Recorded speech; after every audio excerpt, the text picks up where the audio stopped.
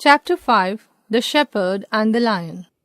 One day, a shepherd was walking through a thick forest. Suddenly, he heard the roar of a lion. It was a cry of pain. When the lion roared again, the shepherd decided to approach the lion. He wanted to see if he could help the animal who seemed to be in trouble. At first, the shepherd looked at the lion from a safe distance. The lion was limping and groaning in severe pain. Feeling more confident, the shepherd went closer still. He saw that the lion had a thorn in his paw. The paw was swollen, causing him great pain.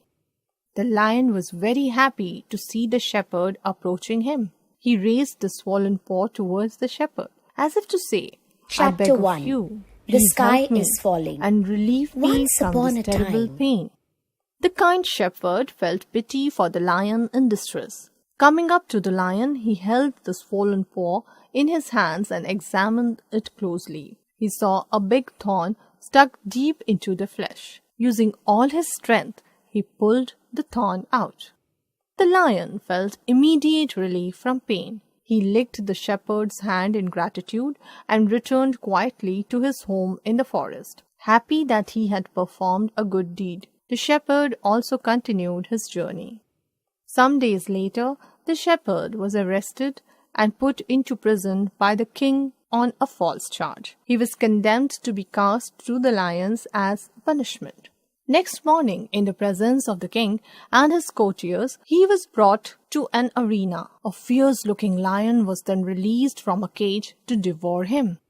When the shepherd saw the lion approach, he closed his eyes in terror. But to his great surprise, the lion did not attack him. Instead, he came close to the shepherd and stood in front of him, looking fixedly at him. Next, he crouched at the shepherd's feet and started licking the shepherd's hand affectionately. The shepherd opened his eyes and saw, to his great relief, that it was the same lion whom he had treated in the forest some days ago. The lion was now showing his gratitude to the man who had pulled out the thorn from his paw.